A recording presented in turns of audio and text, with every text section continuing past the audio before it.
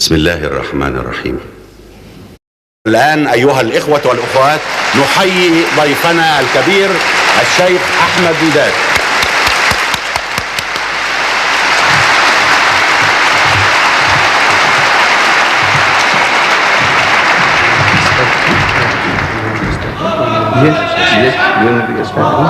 Yes, please.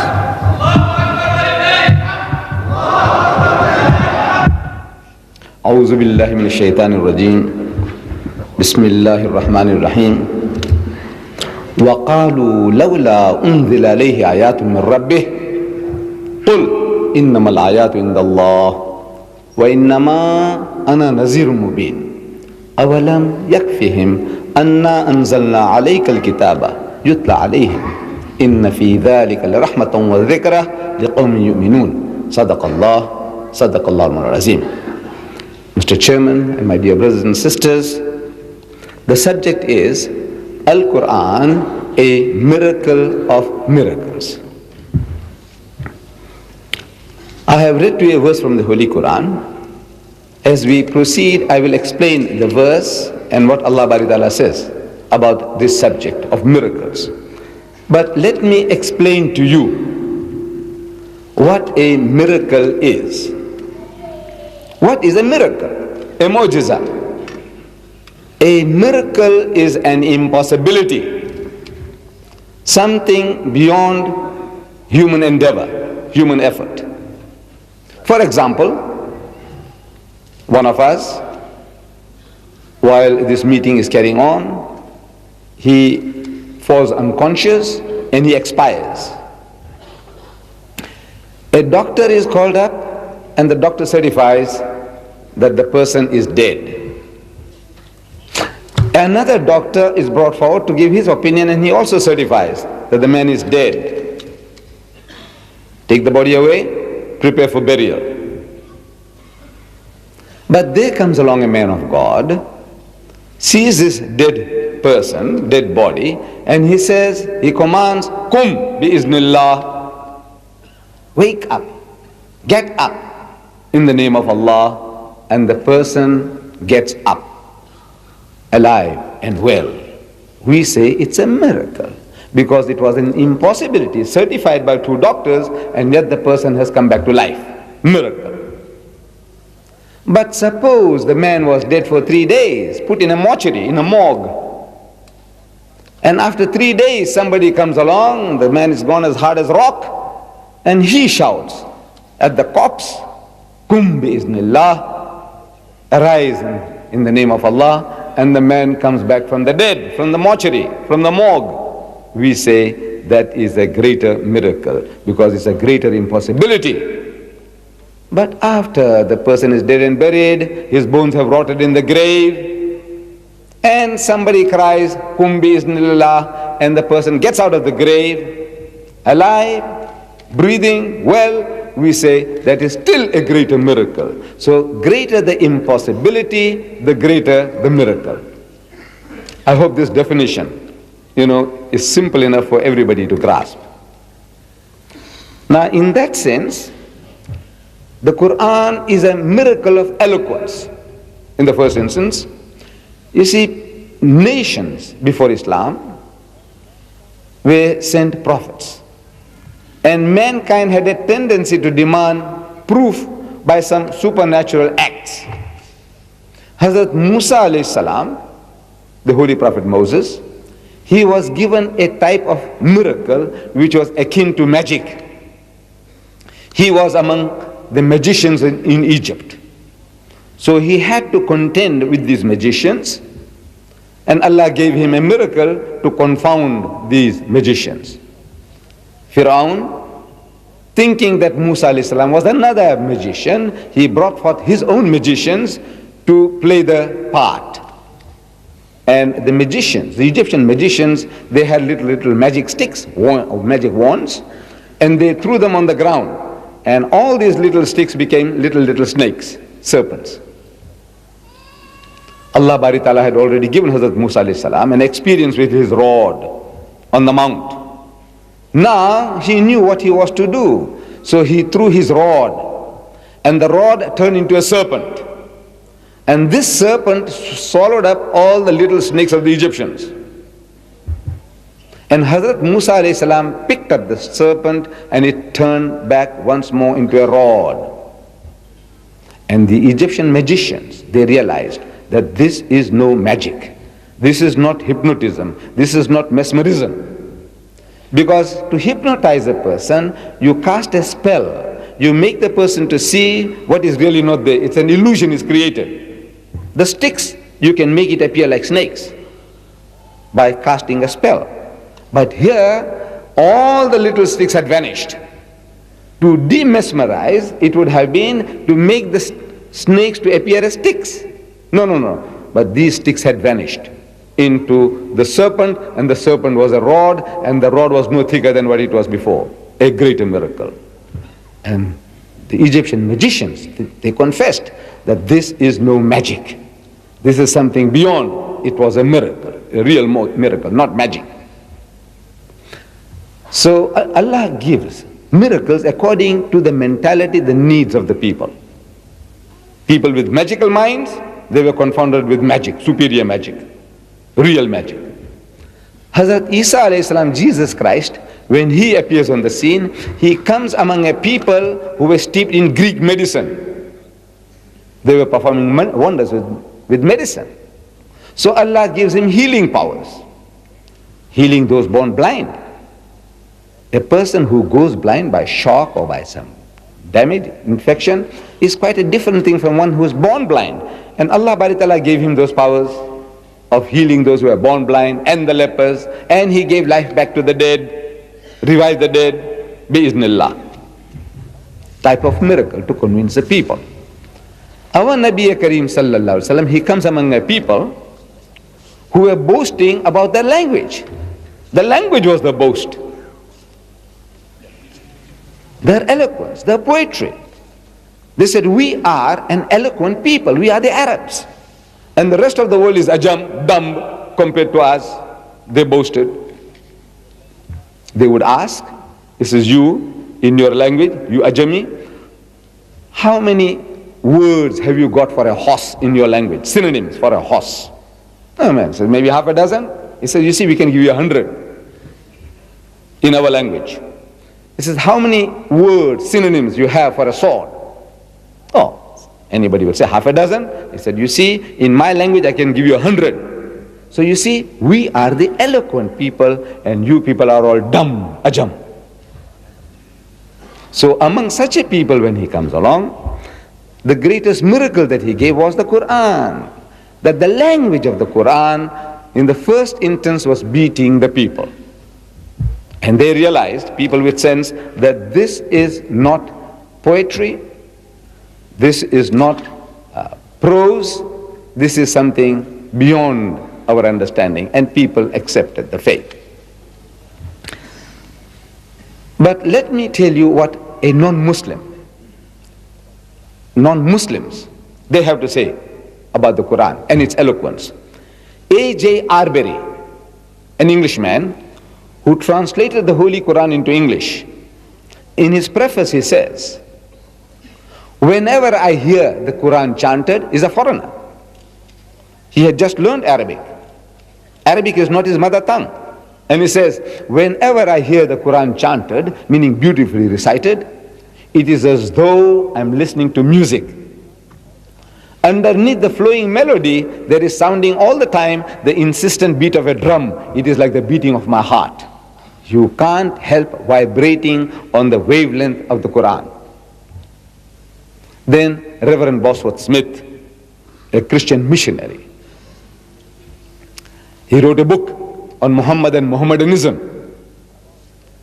In his book he says about our Nabi Kareem sallallahu alaihi wasallam and the Holy Quran, he says, illiterate himself, an ummi, scarcely able to read or write, he was yet the author of a book, which we do not agree, that Muhammad sallallahu alaihi wasallam was not the author of the book. He says, according to his belief, understanding that Muhammad sallallahu alaihi wasallam is the author of this book. He says, he is yet the author of a book, which is a poem, a code of laws, a book of common prayers, and a Bible all in one.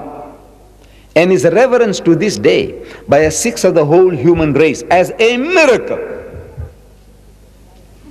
As a miracle of purity, of style, of wisdom and of truth. It is the one miracle claimed by Muhammad. His standing miracle, he called it. And a miracle indeed it is. Without doubt, it is a mu'jiza.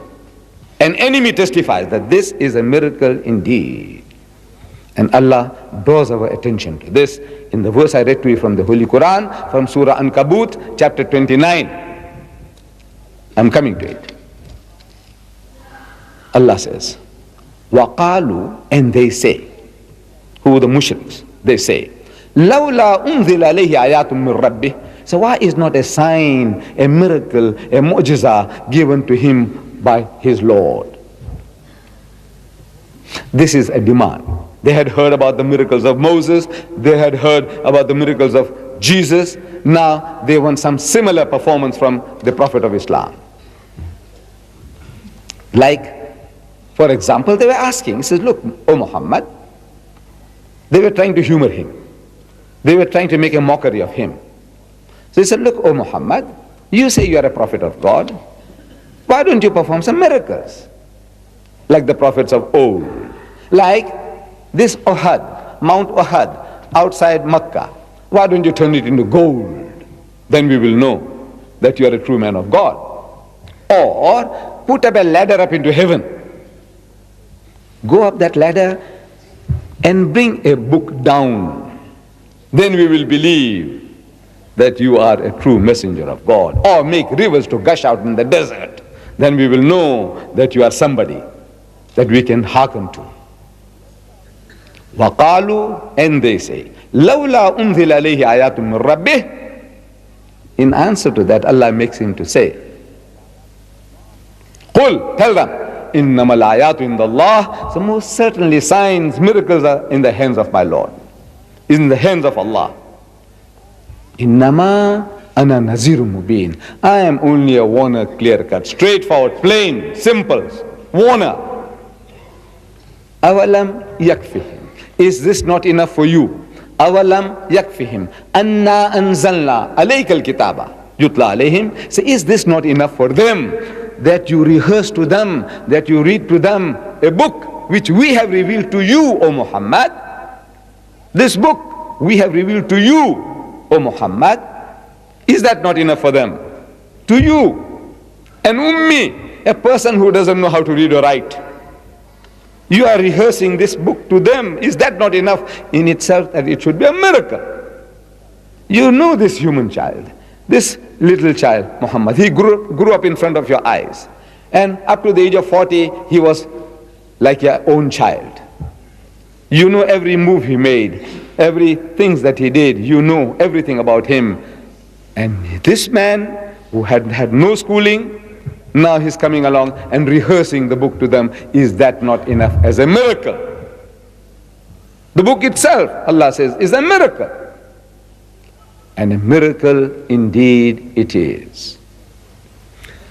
A miracle, in the first instance, we Muslims, we believe that this book is Allah's kalam. Allah Bari Ta'ala revealed it to the Holy Prophet Muhammad Sallallahu Alaihi Wasallam.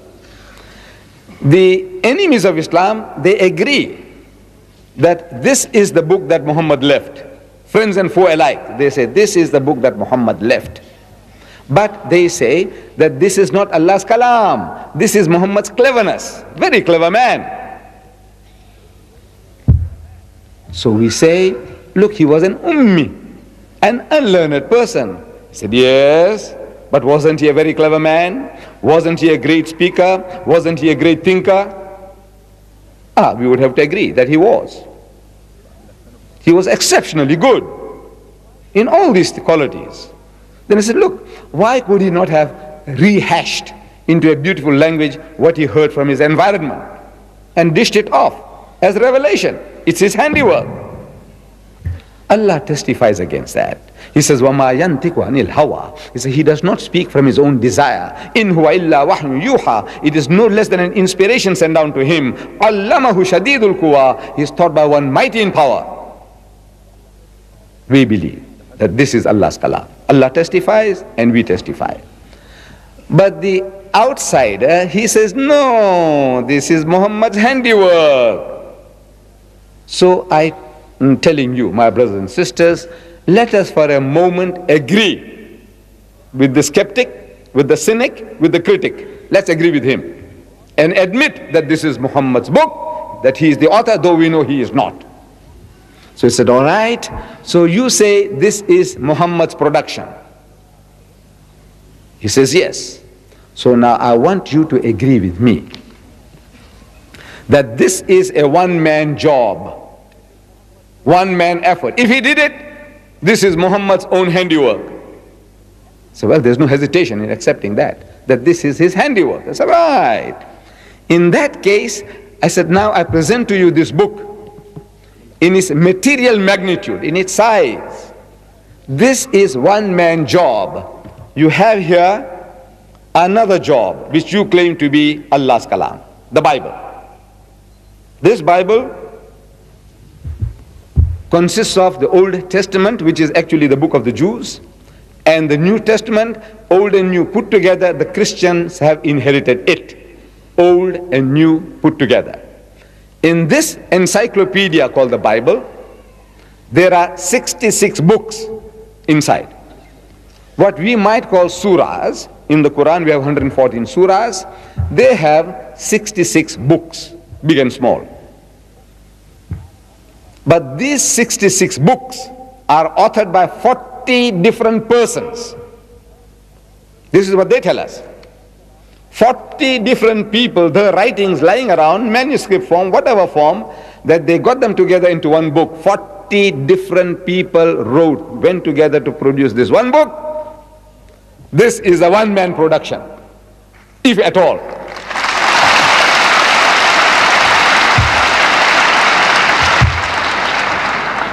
Out of those 40 different authors of the Bible, the greatest writer, the most voluminous writer of all is a person called Saint Paul, the real founder of Christianity, Saint Paul. This Saint Paul wrote more than 50% of the books of the New Testament. There are 27 books in the New Testament. Out of the 27, Paul wrote 14, more than 50%. But those 14 books put together, they don't consist more than this, what I'm showing you now, not more than this. 14 put together. The greatest writer, the most learned writer, that's 14 books. This is one-man job. On the physical magnitude of it, we say it's a miracle. And this book, the Qur'an, is not talking anything, everything, filling up, is a filler. No, no, no. It's a very, very concentrated stuff, guiding mankind into all aspects of life, solving all his problems for eternity, till Yawm al-Qiyamah.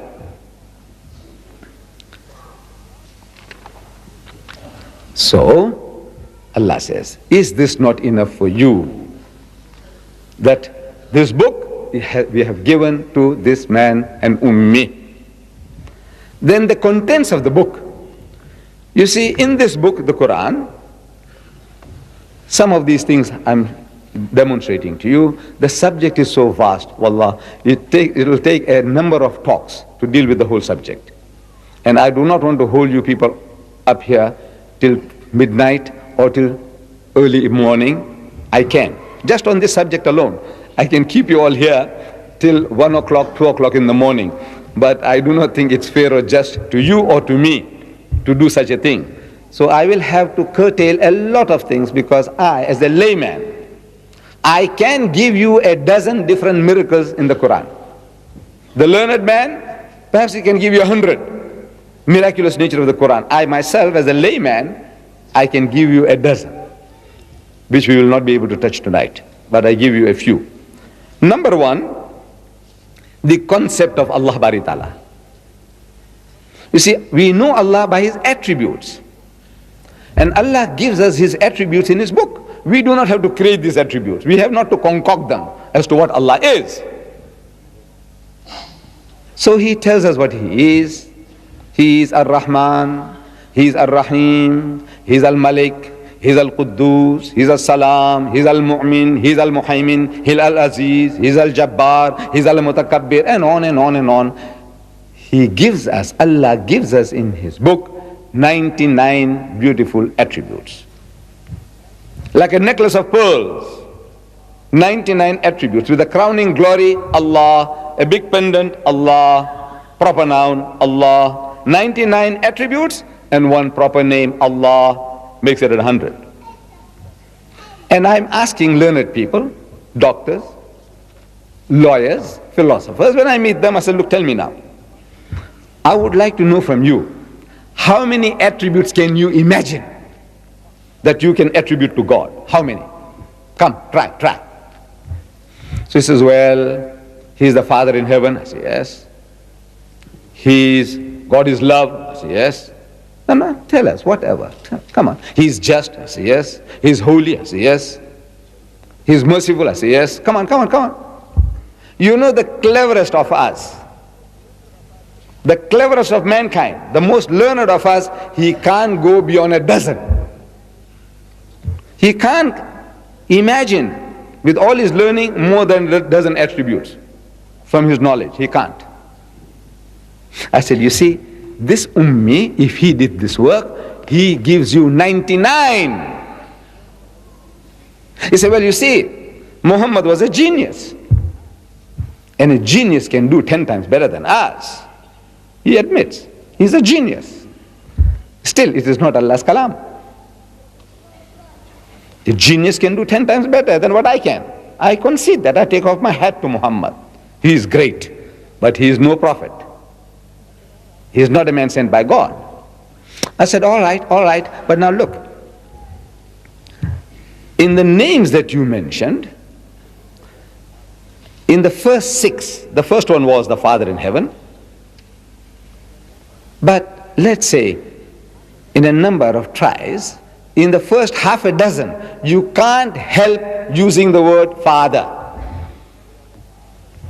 They say, Abbana, so our Father which art in heaven, hallowed be thy name, thy kingdom, O our Father, the loving Father in heaven. The first half a dozen, you must come out with the word Father. He said, yes, anybody. If you try, the Father is there, is dangling before everybody, because the Christians have made it famous. The Jews were calling him the Father in heaven, and the Christians call him the Father in heaven. The commonest, this word, Father. I said, you know what? In the list of 99, this word Father is not there. That is a miracle. See, the miracle is that the thing that is being dangled before him for 23 years, people are talking about the Father in heaven, easiest to take. He doesn't take it, he doesn't catch it. Either consciously or unconsciously. We know it's not his word. It's Allah Bari Ta'ala. He's making him not to use the word Ab. In Arabic, it's easier than Rabb. He's Alhamdulillahi Rabbil Alameen. He's the Lord, cherisher, sustainer of the worlds. He's Rabb. And Rabb is harder than Ab in Hebrew as well as in Arabic.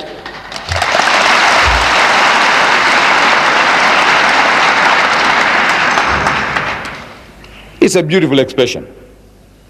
The Father in heaven is a beautiful expression. Why wouldn't Muhammad have it? Why wouldn't Allah allow it? You know why? Because this word, this name, this attribute, beautiful attribute, has been abused. It's a beautiful attribute. Words have a tendency to change the meanings. Good words, beautiful words, innocent words, like the word comrade. You see, this word comrade is like sahab, my friend, my companion. Companion means, in French, person who break bread together, that we eat together. He is my companion. Spanish means bread. When we break bread together, we are like one brotherhood. Beautiful word. Companion, comrade, beautiful. But you know, in the United States, if you address me as Comrade Didat, you know, the CIA or the FBI will have me checked up. Straight away, they'll take me away, to find out what are my philosophies, what am I preaching about. Do you know that? I hope You don't use such a word on me. Look, the word is beautiful. Look at the dictionary. Dictionary meaning is innocent. Good. But it has other associations in people's mind. Comrade associates you with communism. So we eschew it. We won't use it. There are other words. Like gay. G-A-Y. Gay. Beautiful word. See, when I was going to school, when I was a young boy, they were teaching us poetry, English poetry. I still remember. I'm 70 years and 4 days old now. I still remember. It says, gentle lords and ladies gay, on the mountain dawns the day. Gentle lords and ladies gay, on the mountain dawns the day. Beautiful word. Happy and gay. Says happy and gay. He's a jovial person. Ladies, gentlemen, and men and women all. We say, oh, they are very, very happy people. Happy and gay. Jolly people. Jovial people. Beautiful word. But it has acquired other connotations now. As I was growing up, I'm reading the newspapers, and I read this word gay in there, and it creates some fishy smell. And I don't know what they're talking about. Gay. Gay is not the gay that I learned at school. Something fishy about it. I didn't catch it for a long time. I couldn't catch it. Whenever the word gay occurred in the newspapers, I couldn't catch such a beautiful word. What is this? What they're talking about? It smells. But what the smell is about, because I was using it, gay, I would say I'm happy and gay. Today, if you say that our chairman is happy and gay, you'll want to shoot me.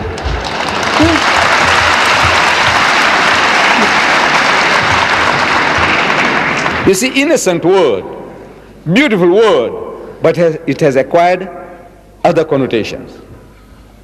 Allah tells us in the Qur'an, وَلَا تَقُولُوا رَعِنَا وَقُولُوا انظُرْنَا. A verse, the Jews were using this word, ra'ina, innocent word. It's a look at us, pay attention to us. But they had other meanings attached to it at the back of the mind, as if you're gone off the track. So Allah says, don't use words of ambiguous import. See, you're using the word ra'ina, but at the back of your mind you're trying to say something else. So you've gone in their own language to say that you are drifting off, you've gone off the track. Says, don't talk like that. Say unzurna. Don't use words like that. Similarly, words, they change their meaning. The Father in heaven is a beautiful word. But now it has other connotations. In Christendom, they tell us that Jesus is the only begotten Son. Begotten, not made. This is in their catechism. The Roman Catholics, the Anglicans, the Presbyterians, the Lutherans, the Methodists, they're all in the catechism, the religious principles that they expound in the churches, teach their children. They say that Jesus is the only begotten Son. Begotten, not made. Don't make a mistake. It's not like Adam. Hazrat Adam alayhi salam. He was made by God. Every dog, pig and donkey was made by God. As such, Allah is the creator, sustainer, evolver. He is Rabbul Alameen. But Jesus is not like that. He was begotten, not made. And if words have any meaning, what does it mean? They are attributing to Allah Bari Ta'ala an animal nature, the lower animal functions of sex. So Allah reacts very strongly in Surah Maryam. He says, وَقَالُوا اتَّخَذَ الرَّحْمَنُ وَلَدًا. And they say that Ar-Rahman, the merciful God, has begotten a son. Allah says, لَقَدْ جِئْتُمْ شَيْئًا عِدًّا is one of the most abominable assertion one can make. The worst swearing you can give Allah is this. The worst swearing, you want to swear him? This is the worst thing that you can say. That Allah begot a son. You are attributing to him an animal nature. The lower animal functions of sex. سَتَكَادُ السَّمَاوَاتُ يَتَفَطَّرْنَ مِنْهُ. At it the skies are ready to burst. وَتَنْشَقَّ الْأَرْضُ. And the earth to split asunder. وَتَخِرُّ الْجِبَالُ حَدًّا. And the mountains to fall down in utter ruin. أَنْدَ أَوْلِ الرَّحْمَنِ وَلَدًا. That they should say that Ar-Rahman, the merciful God, has begotten a son. The worst swearing you can give Allah is this. That if the heavens had feelings like you, O Muslims and Muslimah, if the heavens had feeling, emotions like you, to hear such words being uttered, he said the heavens would have fallen. If the earth had feelings like you, it would have split asunder and the mountains fallen down in utter ruin. Such horrible swearing they give Allah Bari Ta'ala. Does it move the Muslim? Not at all. It's not moving anybody. It's an amazing thing, amazing situation. You see, the non-Arab world, the Muslims of the non-Arab world, 90% of the Muslims of the world are non-Arabs. They don't know Arabic. We have been taught the Qur'an to read parrot fashion. We read it. Sometimes we read far more beautiful than many Arabs, some of our Hafiz and Qaris. But we don't understand a word. So we read these beautiful verses. We don't know what Allah is saying. But the Arab world, more than 100 million of you, you understand what Allah is saying, what He's crying about. And it doesn't move anybody. This is an amazing situation, amazing thing. If any of you, my brothers, you go home and your mother tells you, he says, you know this guy next door, he was swearing me like this. I won't use the words. You know what the other guy was swearing your mother. Or your wife says, you know this guy next door, you know, he was calling me names. I'm asking, can you eat? Can you sleep? No. What do? You say, I want to go and break his jaw, shut him up for good. And if I'm too weak, I say, I hire a gang, somebody to do the job. Now it might cost me 10,000 dirhams. I'll do the job, shut him up for good. No. That's how much you feel for your mother, your sister, your wife, your daughter. And yet we say that we love Allah more than all these things. And yet when they swear Him, they abuse Him, what happens? Nothing, nothing, no reaction. You know why? The spirit is gone out of us. We are the living dead. The living dead. We are on the Siratul Mustaqim, but we are a dead people. We are dead on the right road. The outsider, the enemy, he is on the wrong road, but he's alive. He's alive on the wrong road. We are dead on the right road.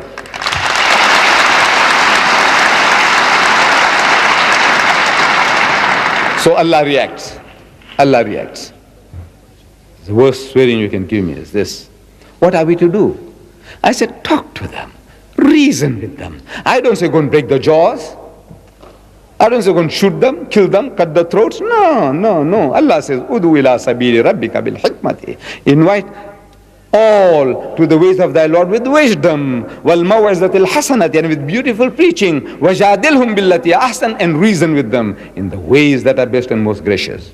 And I show you some little ways. I go to the West. I go to England. I go to America. I talk to them. I says, you know, English is a foreign language to me, which it is. It's a foreign language. I acquired this, you know, because they conquered my country, and I went to a British colony, so they taught me English, so I learned English. If the French had conquered my country, I would be speaking French. If the Spanish had conquered my country, I would be speaking Spanish. But you Britishers, you English-speaking people conquered my country, so you taught me to speak English, so I'm speaking English to you. But look, it's a foreign language to me. I want you to help me with your language. You say in your catechism that Jesus is the only begotten Son. Begotten, not made. I say, will you please explain to me what you are trying to emphasize? You are trying to tell me something special. You see, I can call any young man here my son, and I'm sure you won't mind, the child won't mind it, nor will the father and the mother mind it, calling your child my son. But if some person, not knowing our relationship, wants to know, is he really your son? So then I have to tell you, no, you see, this young man, I like this little child. He reminds me of my son at home, my grandchild at home, so I call him my son. And he loves me like a father, like a grandfather, like an old uncle. So he calls me uncle, or he calls me grandpa, whatever. That is a relationship. But instead, if I said, yes, he is my begotten son, you know what I'm saying? What I'm insinuating? Horrible. I'm insinuating that the child is illegitimate. He is not his father's son, he is mine. I'm responsible for his birth. The worst swearing I can give him is that, if you know the meaning. So I just want to know what you are trying to emphasize. That's all. What you're trying to tell me. Please explain. And wallah, I tell you, you won't come across an English-speaking person who will explain to you. There's no harder blow you can give him than to plead with him, please explain, what are you trying to tell me? What do you mean when you say begotten, not made? What are you trying to tell me? How did it come about? Tell me. The nearest, in all my experience, the nearest to an explanation came from an American. See, the American is very militant. Now he is. We must give him credit. He is a fighter. And a fighter is good material. He's the best material to deal with. Not diplomats, beating around the bush and coming and cutting favor with you and patting you on the back. Hypocrites. No, no, no. Let's have a straightforward, a fight, an intellectual battle. And the American is good for that. He's a man. So an American, I had him, with some people as visitors to the masjid. I happen to be one of the guides to the largest mosque in the southern hemisphere in my town, in Durban. And while I was guiding him, this subject cropped up, and I asked him this question, because I was asking everybody, nobody answers it. I'm asking him, this American. I said, what do you mean? He says, when you say begotten, not made, will you please explain? He said, yes, it means sired by God. I said, what? He said, no, I don't mean that, but you asked me what it means, I'm telling you what it means.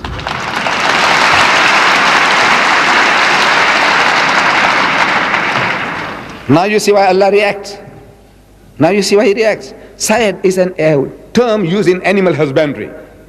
You see, they keep pedigrees of horses, and they tell you the father of this horse and the mother was so-and-so, and the great-grandmother of this horse was so-and-so, and the great-grandfather was so-and-so, and on and on. Pedigrees of horses, pedigrees of cows, bulls, the pedigree. So where they originate. Who was the great-grandfather of that bull? Where did it come from? The Brahman bull. It came from India, 100 years ago, and from that grandfather we got this, then, and this is his great-great-grandchild. Pedigree. They use this term in animal husbandry. Sired. This cow was sired by a certain bull. That's what it means. This is actually what it means. Now, it is the Judaism. Now, that term, father, is not in the Qur'an. Beautiful word. But it's not there. I said, that is a miracle. The 99 names are miracle. But you say, look, if you want to discount them, discount them. The miracle is that the commonest, the most readily available, the one that is being dangled before him for 23 years, he doesn't catch it. And he makes us to eschew that word. Don't use it. You say, Rabbul Alamin. He's Rabb, he's Rabb, he's Rabb. He's not Ab. Miracle. Substance of the message. Allah says, another example I give you. Awalam yara allazina kafaru. He says, do not the unbelievers see? These atheists, these agnostics, the people who deny the existence of God, can't they see? In other words, Allah expects them to see, to be able to see, to witness. Awalam yara allazina kafaru anna as-samawati wal arda kanat ratkan. That the heavens and the earth were joined together as one unit of creation. فَفَتَقْنَاهُمَا, and He split them asunder. Who is He talking to? Who is He addressing? Kafir. Which kafir? The Bedouins of 1400 years ago? No. What can the poor man understand? Wallah, what did he know about the universe, about the creations of the heavens and the earth? What did he know? He only accepted whatever was said. If this was Allah's kalam, amanna saddaqna. We hear and we accept, we believe. This was iman that they had. They didn't have a grasp. Allah is not addressing those unbelievers of the times of Muhammad, or the unbelievers in the Congo, or among the Eskimos who might not believe in God. No. He is talking to the men of science, men of learning, who are now expounding to the world the theory of creation. That these astronomers with the mighty telescopes, when they're looking into space and they're analyzing the movements in the heavens, and they're telling you as if they did it, if they are the ones who are making these things, this machine, this clock to work, this clock of the universe, The way they explain to you as if they are doing it. Such a person, with his great learning, he says that this universe came into being with a big bang, billions of years ago. Because he is watching the universe and he is noticing that these heavenly bodies are receding from a central place somewhere, is all going out in all directions, moving away, away, away. Like a balloon. When you blow, it gets bigger and bigger. Something like that is happening in the skies, in the heavens. These galaxies, they're receding from us at a faster and faster speed. At a faster and faster speed. And once they reach the speed of light, 186,000 miles per second, once they reach that speed, we won't be able to see it anymore, because the light that is coming from there, it won't be coming anymore, it's going away. So we must discover bigger and better telescopes to see the sights, the wonders, otherwise we'll miss the bus. So they say that this universe came into being with a big bang, the Big Bang theory. Who says that? The most learned men of science, astronomers. They say, where did you get these funny ideas from? This fairy tale about a Big Bang. So no, it is not fairy tales. These are facts, demonstrable facts. We can demonstrate it, show you what is happening, and from that we can conclude. If we had a film and put in reverse gear, so we could see what is happening is all coming back again. With the way it's going out, the balloon, if we can deflate it, you'll see it all coming back to one central point. And there was a Big Bang. When did you discover this? He said, yesterday. Because 50 years is yesterday in the history of man. What is 50 years? Nothing. As an illiterate man in the desert, a person who didn't know how to read or write, a person who couldn't sign his own name, he couldn't have known this, could he? He says, no, never. Impossible. Man doesn't know astronomy. He hasn't got the instruments. He hasn't got a telescope. Nothing. In the desert. And among an ummi people, illiterate people. And he is now telling you, this man in the desert, 1,400 years ago, كانت رتقا ففتقناهما, and he split them asunder. And you biologists, people who study minute life, microplasm, the amoeba, he says, life originated in the sea, water. Without this water, no life. And they tell you, says, look, we look back in time, in space, he says, look, this is how life originated. There was a time when this earth was a molten mass. Nothing could have survived here. Everything boiling, and over a period of billions of years, the vapors went up and came down, and the vapors went up and came down and started cooling this earth. It took billions of years, and then started life, germs, plant life, and all these things started. At one time, there was nothing, and then it started. Where did life come from? He says, from the sea. Certain chemical actions, the sun playing its part, and life started from there. When did you find this out? It's yesterday. Because 50 years is yesterday in the history of man.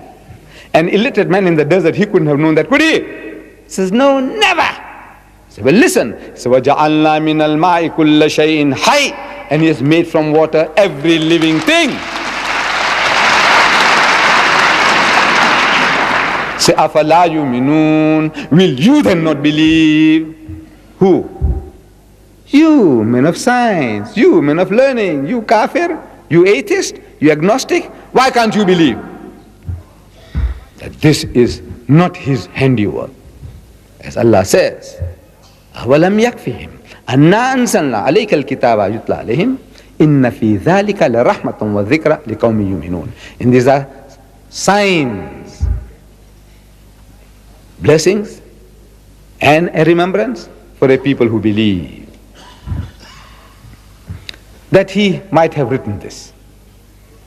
In a verse preceding this, verse 48 of Surah Ankabut, chapter 29, it says, وَمَا كُنْتَ تَتْلُو مِنْ قَبْلِهِ مِنْ كِتَابٍ. He said, you were not in the habit, O Muhammad, you were not in the habit of reading as if out of a book. وَلَا تَخُطُّهُ بِيَمِينِكَ, nor were you able to transcribe it with your right hand. إِذَا الْأَرْطَابَ الْمُبْتِلُونَ. In that case, these talkers of vanity, these babblers in the marketplaces, they might have had some reason to doubt. Muhammad was a learned man. He says, you see, he was in a certain university, and now he's telling you these things, his theories. Yes, they might have some reason to doubt if he had been through that schooling, if the Arabs had some knowledge or understanding of science, learning, nothing. Allah shows you that He sends you an ummi prophet to an ummi people. Amazing. He chooses a nation steeped in ignorance, the whole of Arabia.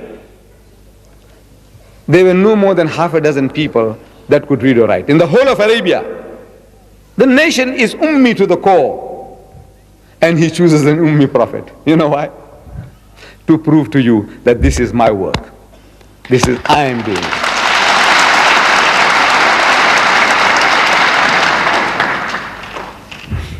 Thomas Carlyle describes the people and what the Qur'an did to them. He says, a poor shepherd people. These Arabs. A poor shepherd people, roaming unnoticed in his deserts since the creation of the world. From the time Allah Bari Ta'ala created, since then, roaming unnoticed. Nobody gives you a second look. Nobody gave the Arabs a second look. Well, there's some interesting people here. They've got beautiful women there. Nothing. They won't give you a second look. A liability to anybody who'll take you on. You're a liability. What are they going to do with this? People who married the stepmothers, who buried the daughters alive, fratricidal wars over little things, killing one another. Cannibals. What are you going to do with them? Alexander the Great passed you by. The Persians passed you by. The Romans passed you by. Nobody interested in this human rubbish. He said, a poor shepherd people. Thomas Carlyle says this. A poor shepherd people, roaming unnoticed in its deserts in the creation of the world. See, the unnoticed becomes world notable. The small has grown world great.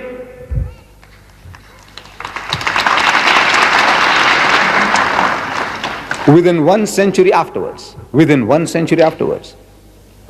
Arabia is at Granada on this hand and at Delhi on that.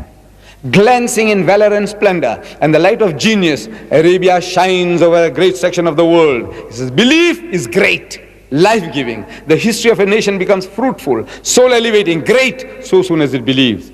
Is it not as if a spark had fallen, one spark, on a world of what seemed black unnoticeable sand, but lo, the sand proves explosive powder, blazes heaven high from Delhi to Granada. What did it? This book of God. That shepherds and camel drivers, one of our cousins, a Jew, writing a book on medicine, he's having a dig at his Arab cousins. A Jew, he's writing about medicine, but he's having his own. He's having a dig at us. You know what he says?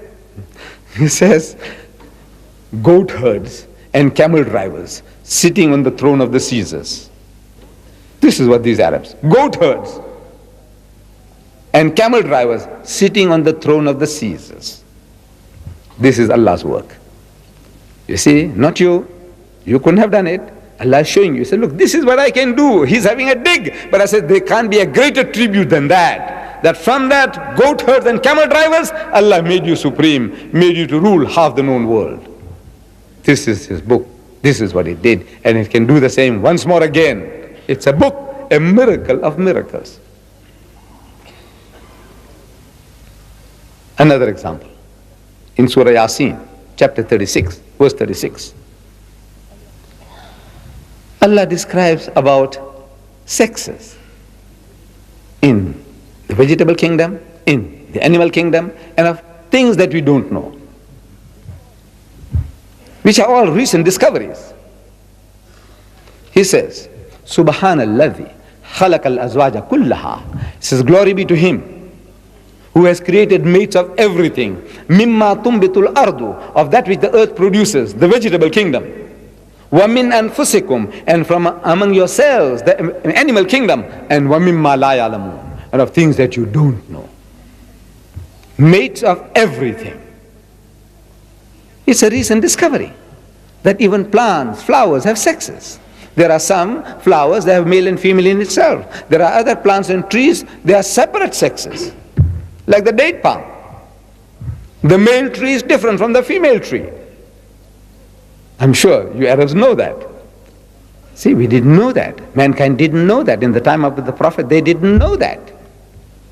Our Nabi Kareem sallallahu alaihi wasallam in Medina, he saw some Arabs, some of his children, the Arabs, little children, they were taking some flowers from the male tree and they were hitting on the female plant.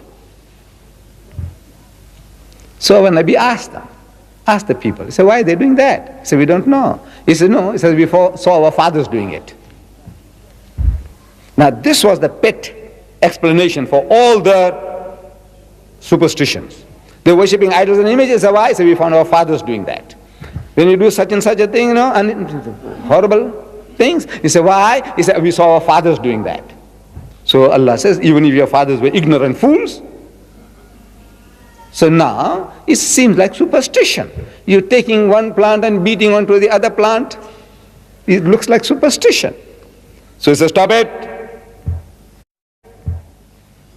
See, the same type of argument which you use for your idols, your idol worship, now using for this. Stop it. And so they stopped it. And there was a crop failure that year in Medina.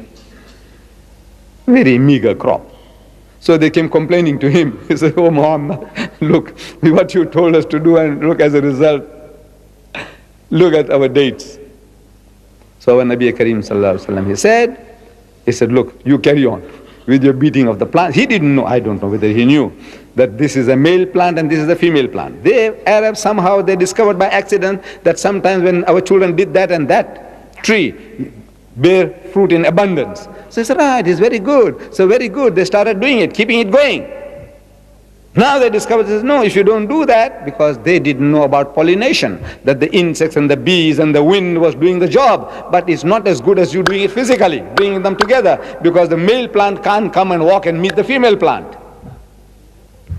Same thing in the pawpaws. It's a papaya, pawpaws, beautiful fruit. See, I planted, I love this fruit. I ate one day and very tasty, so I took the seeds and I threw in my garden. And two pawpaw trees, they started, papaya, started growing. I don't know what you call it. Pawpaws. Is it understood? Papayas. We say papaya. They started growing. And in time they bore fruit, delicious fruit. Very tasty. So I took the seed and I planted again. Nothing. And I keep on planting the seeds, nothing is happening. Then I dried them up in ashes and planted, nothing happens. Then different ways of treating the seed. I tried and tried and tried, nothing happens. And I can't understand. Why? What's happened? When I threw the thing first and it grew, and now nothing is growing out of these seeds. The seeds look perfect.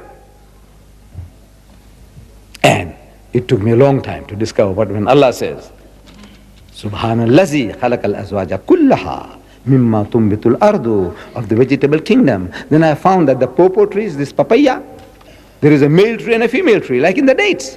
The female tree has big flowers growing around the trunk. The male tree has a small stalks, and at the end of it are small flowers. The bees and the wind does the job of pollination. If there is a male tree around, it will be fertile. If there's no male tree, you can have 100 female trees, you'll get the fruit. But the seeds are all useless, worthless.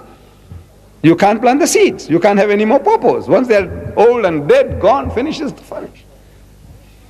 1400 years ago, Allah Bari Ta'ala, through His Ummi Prophet, is telling us, Subhanallazi, glory be to Him, khalaqal azwaja kullaha. Miracle of knowledge. I think I will end with this one last example for this evening. As I say, there are endless, wallah, there are endless. An illiterate a layman like me, I can give you a dozen. I give you, this book of Allah is a miracle of journalism. Journalism is a miracle, wallah, of embryology, what information it gives you. Psychology, look, each and every man of science, I said, go to the book and look at the book, analyze it from your particular form of knowledge that Allah gave you, and look at it. It's a miracle from every point of view, wallah. Mu'jiza is a miracle of miracles. So, as a journalism, you see, I discovered this by accident. Most of these things I'm discovering by accident. But accidents are no accidents. Allah Bari Ta'ala is Musabbibul Asbab. He creates opportunities. If your eyes are open, somebody is speaking and he gives you a cue and you discover something. And somebody shows you something and you discover something. Because you are in the field. I live outside Durban, about 20 miles out. And every morning I was traveling at a road, in the roads we call the beach road, like the Corniche, on the seaside, into Durban. Now they have a freeway, so I don't use that Corniche road anymore, the beach road anymore. I take the freeway because it's faster, quicker, no obstruction to get to my work. So on the old road, I remember very, very distinctly that at a certain intersection, there was a news vendor, early morning newspaper, and he had a placard. Every morning a new placard, trying to sell his newspaper. So while driving, I read the placard, and I make up my mind, the newspaper is not worth buying today. I don't want to buy the newspaper. According to the placard, what they're offering me, the news inside, I'm not interested. So I park my car in Durban, in the city. This is just on the outskirts of the city. In the city, I park my car, I take a walk to my office, and on the way, another intersection, I see the same newspaper seller, not the same man, but for the same newspaper, but there's a placard, it's different. I read the placard and I buy the paper. The same morning paper. The placard is different. Again it happens and again it happens. I don't want to buy and I buy. I don't want to buy and I buy. And I'm trying to think, why does it happen like that? I didn't want to buy and I bought. Why? So I said, yeah, right. I got the joke.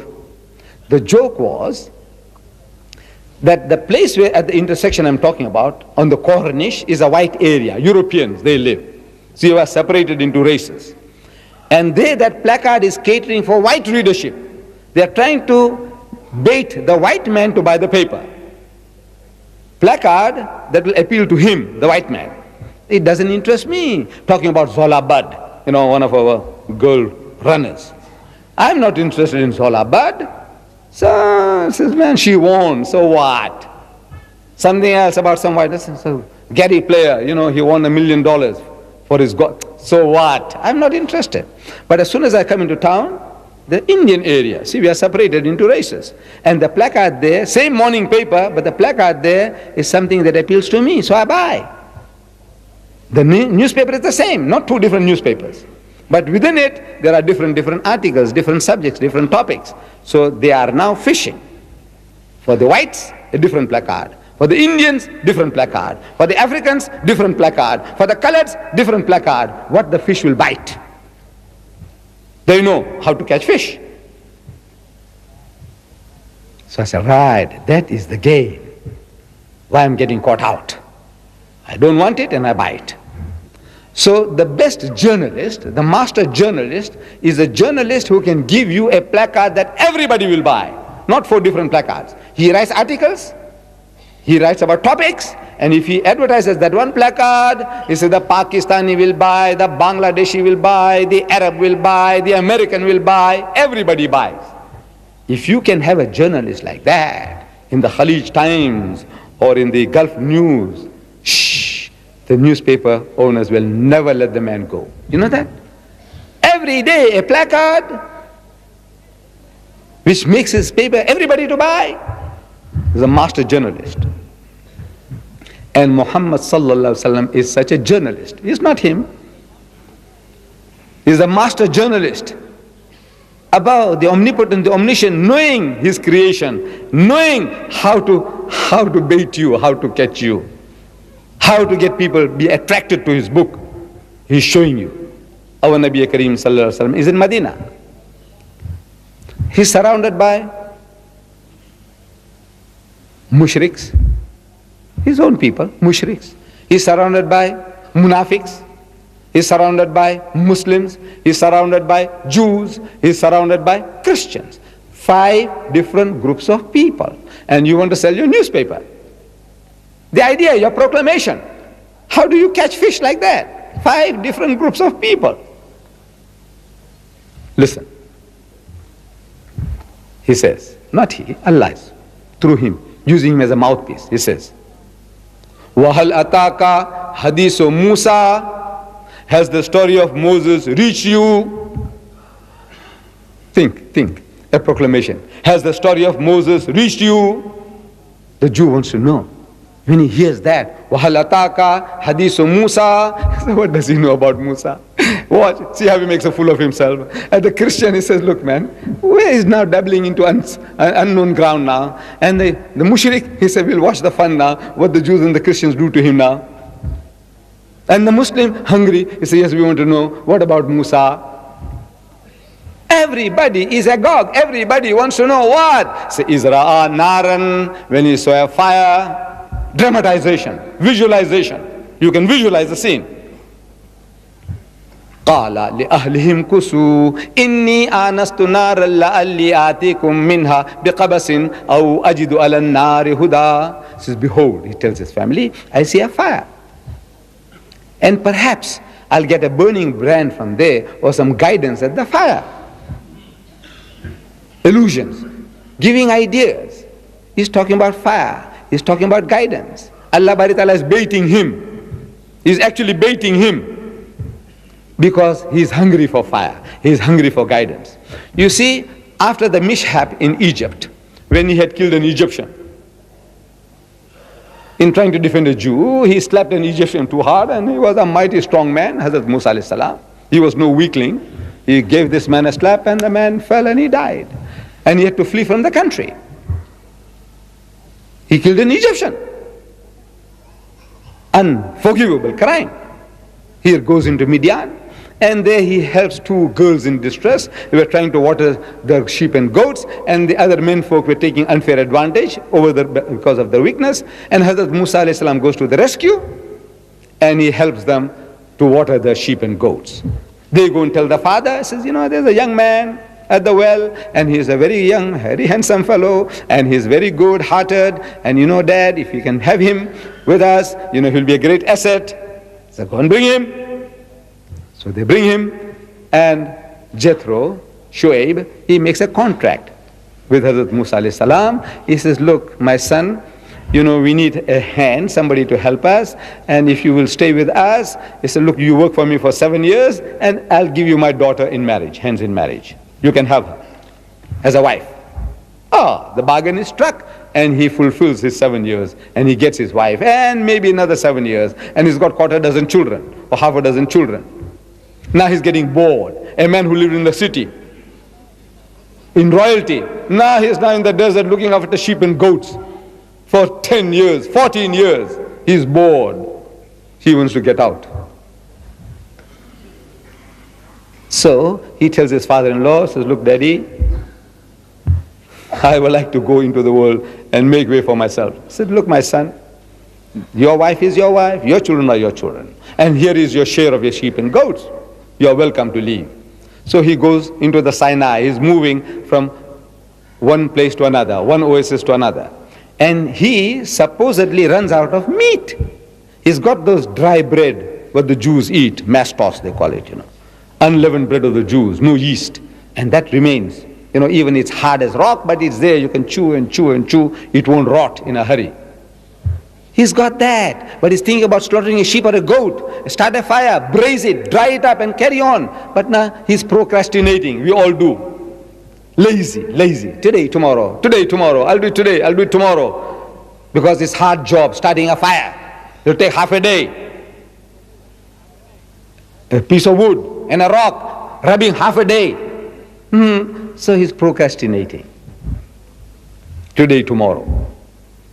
And it's towards evening. And he sees on the fire, Allah is baiting him. Allah is catching fish. Look, he's showing you what you want. He said, look, come. How else could he call him? He said, look, you come away. I want to talk to you. But he knows that this man at the back of his mind is thinking of fire, and he's also thinking what is the next best place, oasis that he can go to. So he's baiting him with that. What he wants, he's hungry for, he's baiting with that. So he says to his family, behold, I see a fire. Perhaps I'll get a burning brand from there, a burning coal. And then, very easy to start a fire. And no time, fire is started. Easy, see, easy fire. And some guidance at the fire to the next best oasis. Women, good habitation, good people, hospitable people. He said, you go three days this way, 2 days that side, and you'll come across a people, very good people. Allah wants to give him a fire and a guidance. But he's thinking of other fire and other guidance. Illusion. فَلَمَّا أَتَاهَا نُودِيَ يَا مُوسَى. And when he came to the fire, a voice was heard, O Moses, إِنِّي أَنَا رَبُّكَ فَاخْلَعْنَ عَلَيْكَ. Says, I am your Lord, and take off your shoes. إِنَّكَ بِالْوَادِ الْمُقَدَّسِ طُوَى. For thou art in the sacred valley of Tuwa. 4 verses, 4 ayahs. And what he has told you. A miracle of journalism. How to attract people to listen to the message. A placard. A better Halataka Hadisu Musa. An allusion to fire. Fire that burns in the hearts of man for 3,000 years. A guidance which is guiding mankind for thousands of years.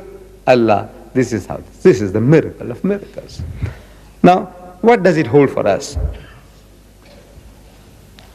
This book is Allah's kalam, without doubt. And Allah Bari Ta'ala is challenging mankind. Qul, tell them. These people, these skeptics, these unbelievers, tell them, قُلْ لَإِنِ اجْتَمَعَتِ الْإِنسُ وَالْجِنُّ أَلَىٰ أَنْ يَأْتُوا بِمِثْلِ هَذَا الْقُرْآنِ.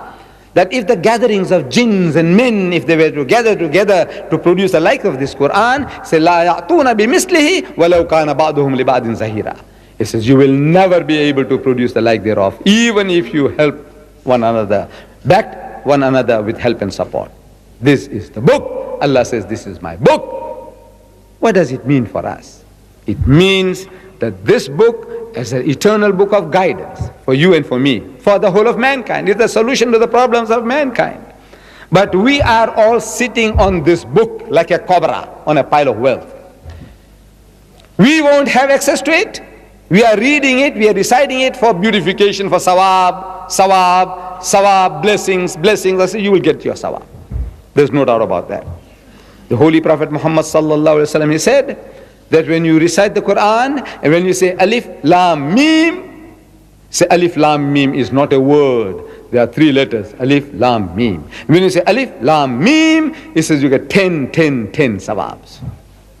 30 sawabs. While I am uttering it, I got it so many times already. And you listening, you got it already. I said Alif Lam Mim, 30, 10. If I say it 100 times, 100 times 10. You got it. So easy. I believe in that. Sawab is there. Blessings are there. Benefits are there. But is that the purpose of the Quran? Just cheap sawab you want to get? Look, you can get 1,000,000-fold reward. This is 10 to 1. You want to do business? 10 to 1. When you do 1,000,000 to 1. بِغَيْرِ hisab, without accounting. I do business with him, wallah. I like to do business with him. بِغَيْرِ hisab. I don't want 10. You be satisfied with your 10. You will get it. I do business with my Lord. He is prepared to give you بِغَيْرِ hisab. If you will only take it, accept it, and implement it in your life.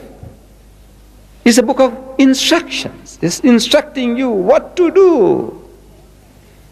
It's telling you this honor he has given you, share it with people. Don't be selfish. We are a selfish lot of people. Muslims, we are selfish. Wallah, we are very selfish. Everywhere. I asked my brother, you are very regular in your salat, mashallah. I want to know who you making salat for. I say, for my benefit. For your benefit. MashaAllah. I say, you fast for 1 whole month. He said, yes. I said, for whose benefit? He said, my benefit. Yes, your benefit. He says, you give zakat. He said, yes. For whose benefit? My benefit. You go for Hajj. He said, yes. For whose benefit? My benefit. Everything you're doing for my benefit, my benefit, my benefit. I said, what are you doing for other man? What are you doing for him? For the unbeliever. You believe he's going to hell? The mushrik. He said, yes. Definite? He says, definite. Allah says so. One thing he will not forgive is shirk. And they are going to go to hell. He said, yes. What you doing to save them? Nothing. So Allah will be very happy with you. They are not his makhluk, not his creation. Allah will be happy. You allow them to go to hell and you did nothing. You know, he gave us a slogan. 1400 years ago, he gave the Muslims a slogan. We call it talbiyah in Arabic. I don't know literally what it means. But this is what I learned when I went for Hajj in 1983. I was hearing words. You know what people do when they go around the Kaaba, they read, Labbaik, Allahumma Labbaik, Labbaik. I was hearing, and more or less, I learned that. But I didn't see the import, the implication of that. I didn't see it. Until when I started going around myself. Labbaik, Allahumma Labbaik, Labbaik, La Sharika Laka Labbaik, Innal Hamda, Wa Ni'mata Laka Wal Mulk, La Sharika Lak. And I found that by the time I finished off, and the people finished off, the dullest of us, the people with little intelligence, the least of us, everyone, by the time he finishes, he knows the words, La Sharika Lak, La Sharika Lak, La Sharika Lak. So what is that? You telling Allah that He has no associates, He has no partners, He has no equals, He has no compeers. That's what you're saying. La Sharika Lak, La Sharika Lak. But this is not true. This is not true. Because as soon as you return from where you come, there are mushriks abounding. There are more people on God's good earth who are worshipping men and monkeys, elephants and snakes today, worshipping shaitan today, than the worshippers of Allah. And you said, La Sharika Lak.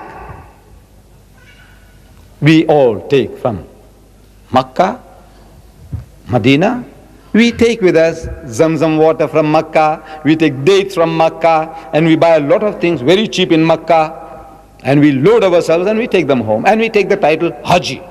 We are the Haji. I did Hajj.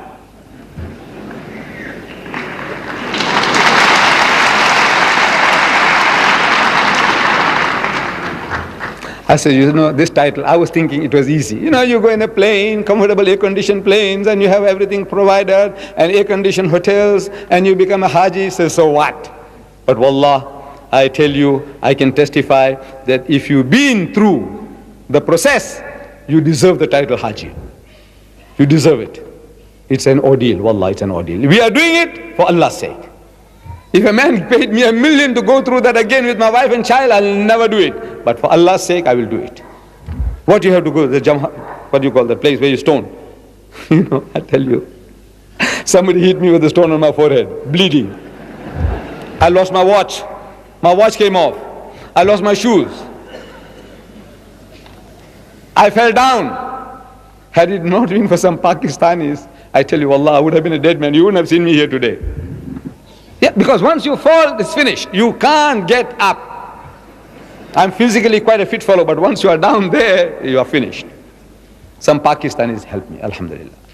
I lost $1,000. It was around the big belt I had. It was all cash, and that thing came out.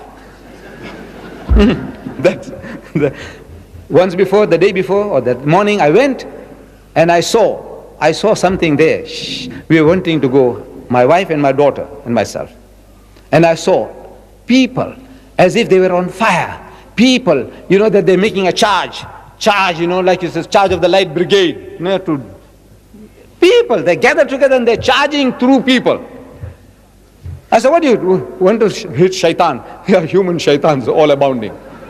Wallah, shaitans all over. So we retreated. But now we have to go through the process, otherwise I'm not a Haji. So we made a second attempt, and at the second attempt all these things happen. Not for $1 million, but for Allah's sake we do it. I say, I deserve the title Haji. Okay? But don't waste it on me. This is what we take. Zamzam water, dates, goods, and title. But the talbiyah, you said, La sharika lak. This is the slogan. The United Nations, they have the different commissions, and every year they come out with a slogan. This is water year. Save it. Use it. Don't abuse it. This is the year for the aged. It says an old age home is not her destiny. Your mother, when she grows old, don't put her in an old age home. This is year for planting trees. Wherever they pass a resolution, the whole world of the United Nations, wherever they are, they talk about the same thing. Water, water, water, trees, trees, trees, old aged people, This is the purpose of a slogan. Carry it out. 1400 years, we are crying, La sharika lak, La sharika lak, and we leave it behind. The thing that we are supposed to take with, we are supposed to bring with, we leave that behind, and we bring dates and Zamzam water. Yes. Because wherever you go, in India, you Hajis, you Pakistanis, you go to West, you go, wherever you go, in South Africa, there are people doing shirk. In all directions, shirk, shirk, shirk. You and I are supposed to find them. So, La sharika lak, you are supposed to tell them, La sharika lak. Allah has no associates. Don't associate any being with Him. This is your job. We are supposed to do. We are supposed to stand in a marketplace, doing Allah's work. Our Nabi Kareem Sallallahu Alaihi Wasallam. Look at the example. He used to retire to Ghar Hira, Jabal al-Nur. Before Nubuwa, he used to go there sometimes alone, sometimes with his dear wife Ummul Mu'mineen Khadijatul Kubra. He used to spend days and weeks there at times to commune with the Almighty. What was actually happening, the details, I do not know. What was the details about that experience of his? It's only after Nubuwa we have a detailed record of what transpired. What was happening between him and his Lord, I don't know. But on the 27th of the month of Ramadan, don't start questioning me about the 27th. This is generally accepted. On the 27th of the month of Ramadan, when he was 40 years old, Allah Bari Ta'ala sends his angel, Akhi Jibreel, to him in the cave and commands him in his mother tongue, Iqra, which means read or recite or rehearse or repeat. And our Nabi Kareem Sallallahu Alaihi Wasallam, being an ummi, he says, Ma ana biqari. There's a testimony that he can't read. He's telling, he said, look, Ma ana biqari. He said, I'm not learned. So the angel of God commands him a second time, Iqra. Again he pleads. He says, Ma ana biqari. He's terrified. The third time the angel of God says, Iqra bismi rabbika alladhi khalaq. So read in the name of thy Lord and Cherisher who created. Now he grasps that what he was required to do was to repeat. Because this Arabic word Iqra, I'm given to understand, means to read, to recite, to repeat, to rehearse, to repeat. And he repeated the words, Iqra bismi rabbika alladhi khalaq. Read in the name of the Lord and Cherisher who created. Khalaq al-insana min alaq. He said, he who created man from a mere clot of congealed blood. So he said, Khalaq al-insana min alaq. He said, Iqra wa rabbuka al-akram. So read, and the Lord is most bountiful. So he said, Iqra wa rabbuka al-akram. So allazi allama bil kalam. He said, he who taught the use of the pen. So he said, allazi allama bil kalam. So allama al-insana ma lam ya'lam. He says, taught man that which he knew not. So he says, allama al-insana ma lam ya'lam. As soon as the angel departed, he is terrified, sweating all over. He runs home some 3 miles south to his dear wife, Ummul Mu'mineen Khadijatul Kubra, and he says, cover me up, cover me up. When he gets out of his excitement, he explains to her what he had seen and what he had heard. But from that day onwards, he didn't go back to the mount. This is his example. He didn't go back anymore. No more. Finished. With Ghar Hira, Jabal al-Nur. Finished. What is he doing? He's in the marketplace. He's in the bazaar, souk. He's in the bazaars. What is he doing? He's accosting people. He says, Assalamu alaikum. Wa alaikum salam. Say, Akhi, where you come from? He says, Yaman. He says, you know, Allah has revealed to me that He is but one Allah and I'm His messenger. Another man, Assalamu alaikum. Wa alaikum salam.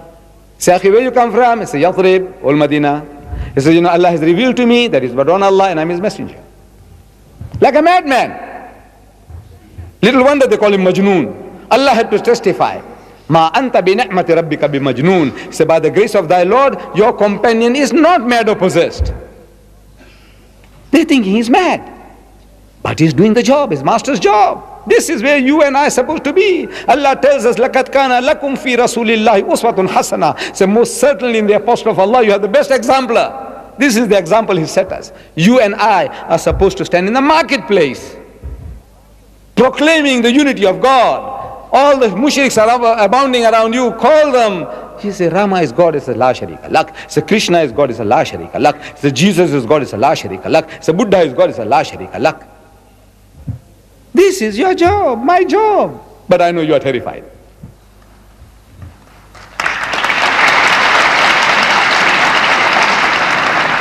You are terrified. Me too. I'm telling you, it's a terrifying thing. Today nobody will stone you. Wallah, if you did that, nobody will hurt you physically.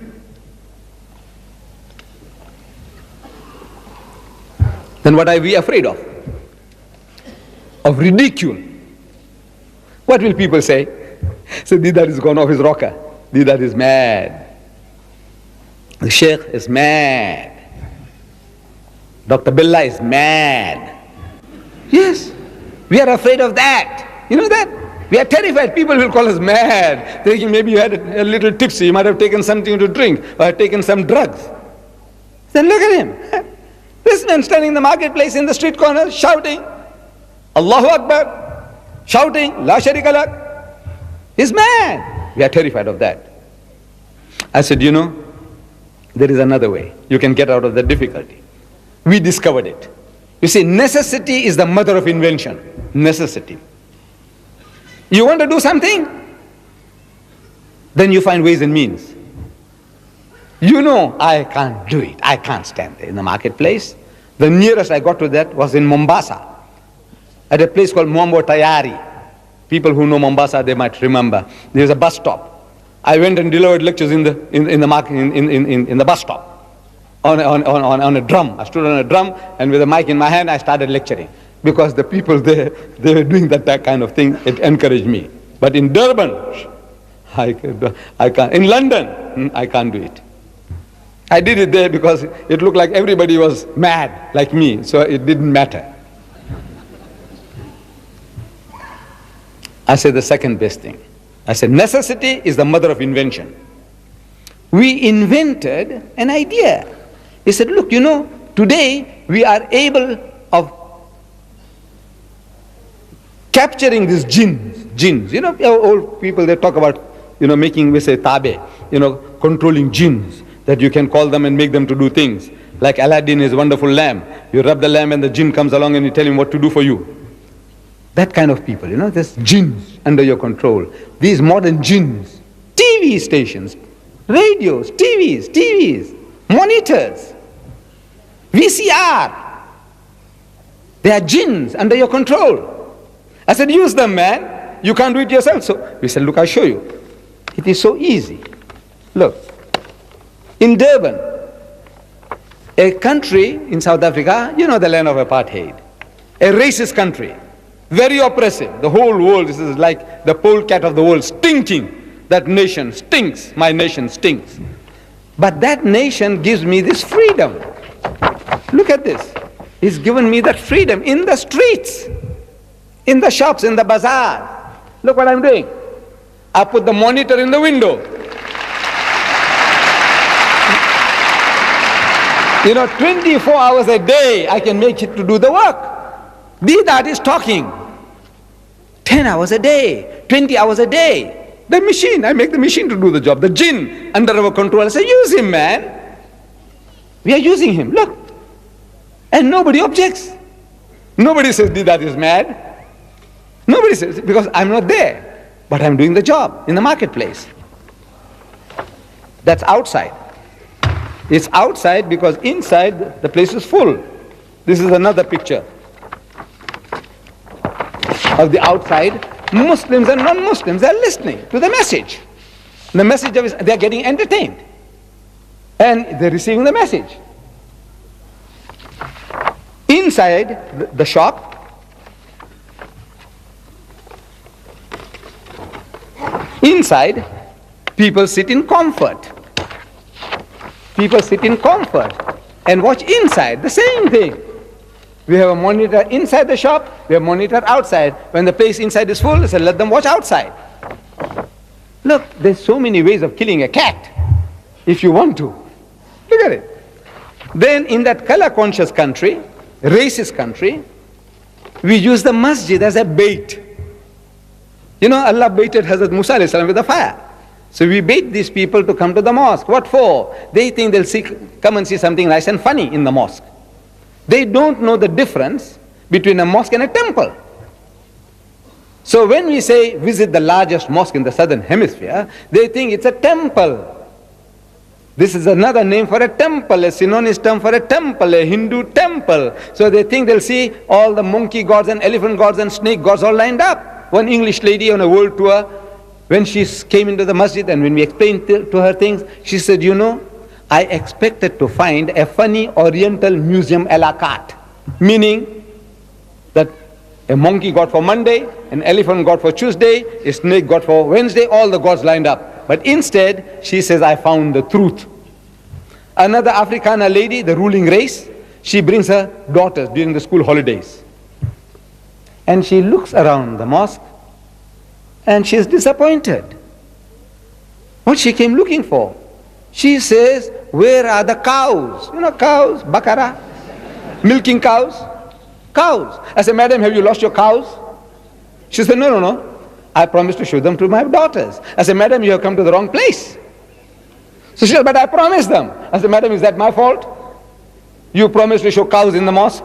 I said, no. You can see cows, my people. Wallah, they are my people.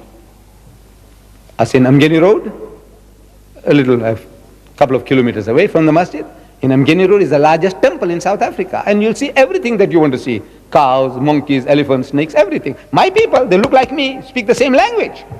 They have the same surnames like me. You know that? Morarji Desai. You heard the name? He was the prime minister of the largest democracy in the world. He's my maternal uncle, Mamu, we call him. He drinks his own urine 6 to 8 ounces every day. That's my nation. I'm not ashamed. Say, Allah took me out of it. I'm proud of that. Some Arabs, you know, alhamdulillah, they came to my part of the country and they spoke to my people. They came to do business, and in the process, my ancestors, they said, these are good people. We also like to be one of you. They said, very easy, give your hand. So my ancestors gave the hand and they became Muslim. Had it not been for the Arabs, the urine of the cow, I would still be sprinkling on myself. Yes.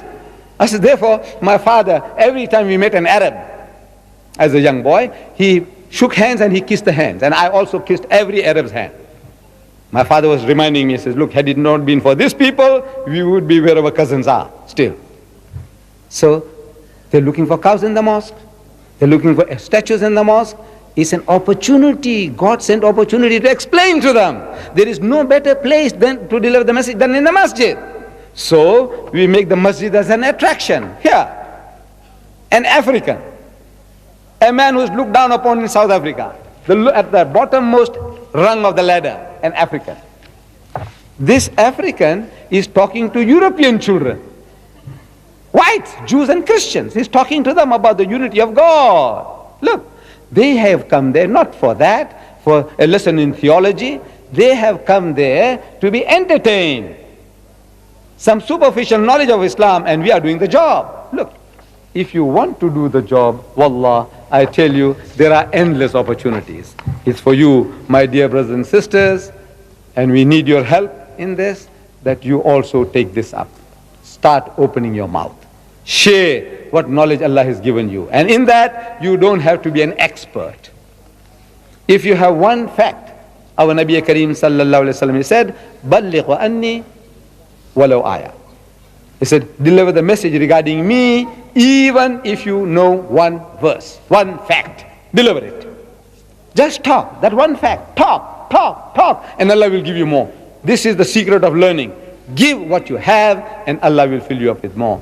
With these words, Mr. Chairman, and my dear brothers and sisters, I'm very, very grateful to the Department of Information for creating such wonderful opportunities for me to come along and talk to you. I had actually come to this part of the world to thank the people who had helped me in projecting me to America, rocketing me to America, to give battle to that great giant Jalut, Jimmy Swaggart. I had come along.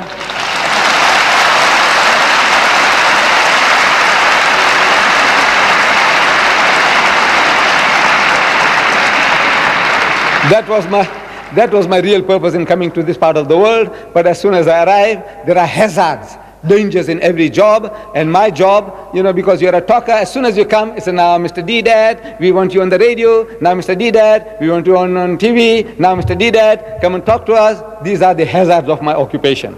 I just can't help it. And so therefore now, you see, I had to plan. This lecture, I said, now as soon as I talk, I must run from here to Dubai, get away from here, because you people won't give me peace in the hotel where I am. So immediately after this, if people will allow me to get out as quick as possible, there's a motor car waiting outside to drop me, I don't know how many miles from here to Dubai, and there, if I deliver a lecture again, I must run. I have to run away from my fans. I like it, I enjoy it, but it's a bit too much for this old machine. It's 70 years and 4 days old now. So I hope you'll have a little extra mercy on me, kindness on me, to allow me to go out peacefully. Wa akhiru da'wana alhamdulillahi rabbil alameen.